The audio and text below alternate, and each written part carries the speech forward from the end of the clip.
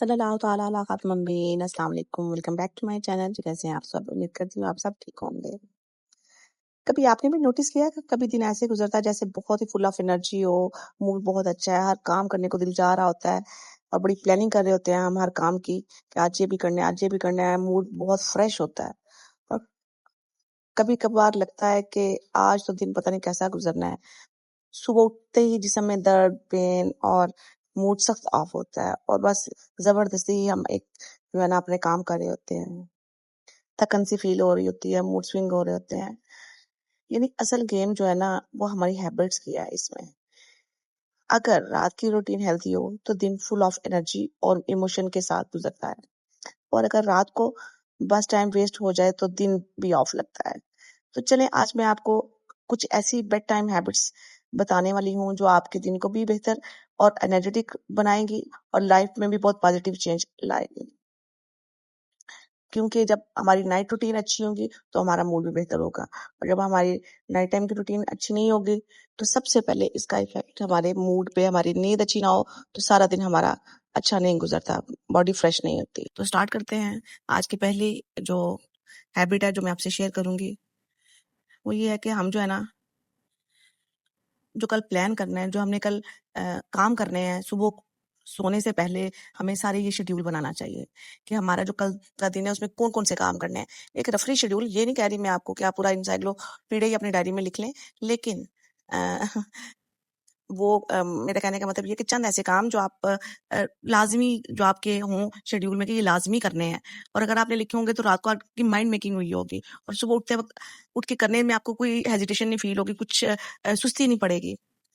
तो ज़रूर ये काम करें। जो बंदे रात को लोग काम करके या अपनी शेड्यूल बना के सोते हैं, चाहे वो लेडीज़ हो घर की या वर्किंग वुमेन हो या फिर जो जेंट्स होते हैं। मोस्टली मैंने जेंट्स में भी देखा है, काफ़ी सुस्ती और काहली काहली चाहिए होती है उनमें भी।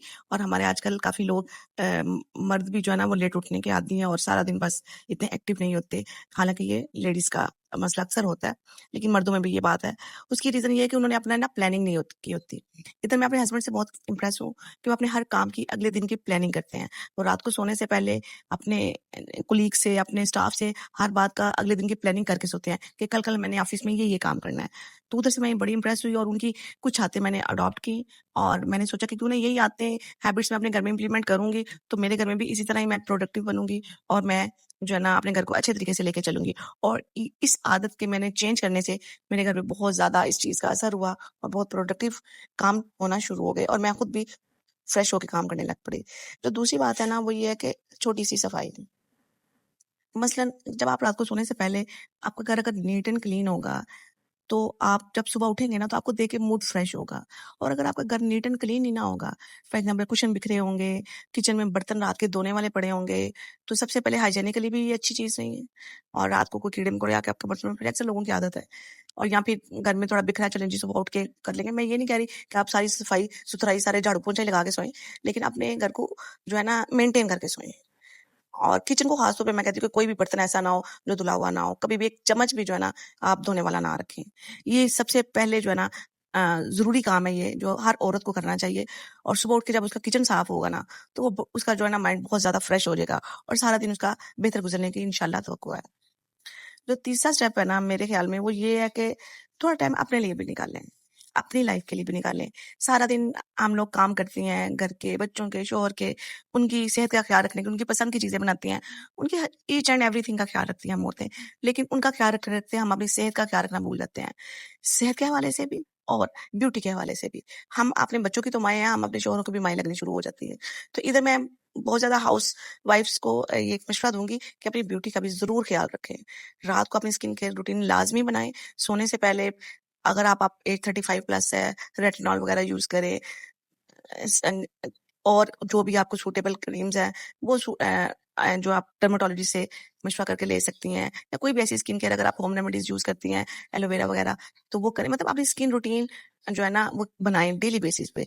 चाहे आपने हल्का-सा मॉइस्चराइज़र के तौर पे चाहे आप एक नारियल का तेल भी लगाएँगी ना, तो वो भी बड़ा अच्छा मॉइस्चर है। लेकिन कोई भी काम करें तो डेली बेसिस पे अपनी स्किन की रूटीन को भी रखें, ताकि आप ना सिर्फ़ अंदरूनी सेहत का आप फ्रेश रहेंगी, बल्कि बैरूनी तौर पे भी आपकी स्किन भी अच्छी रहेगी, आप फ्रेश लगेंगी और बच्चों की माँ लगेंगी, अपने हस्बैंड की आप वाइफ ही लगेंगी।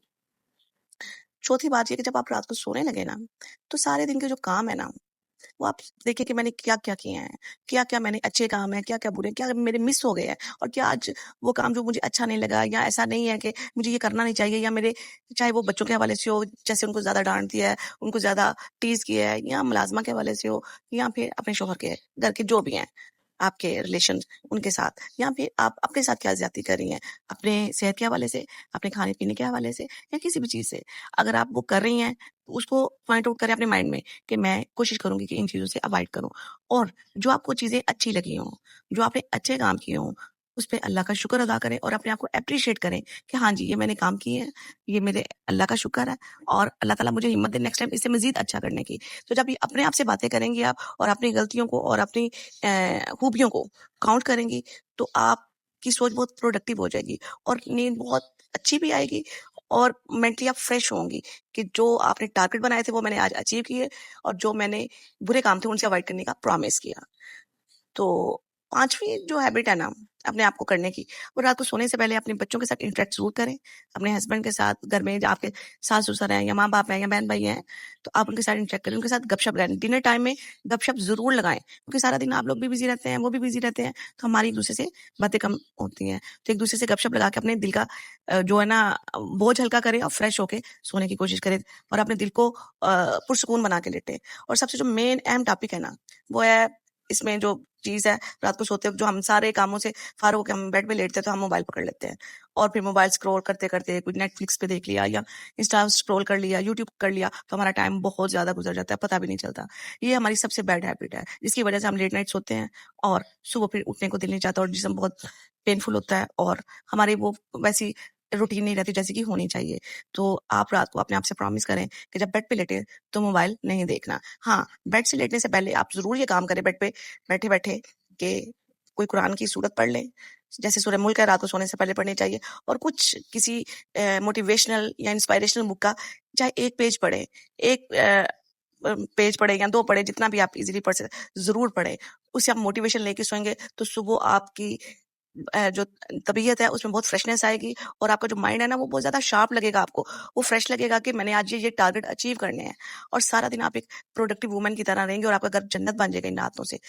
उम्मीद है कि आपको ये वीडियो पसंद आएगी। मुझे कमेंट्स में ज़रूर बताइएगा कि कौन-सी आदतें आपकी पहले हैं और कौन-सी आप इस वीडियो देखने के बाद आप अपनाएँगे। वीडियो देखने का शुक्रिया। Thank you. अल्लाह हाफ़िज़।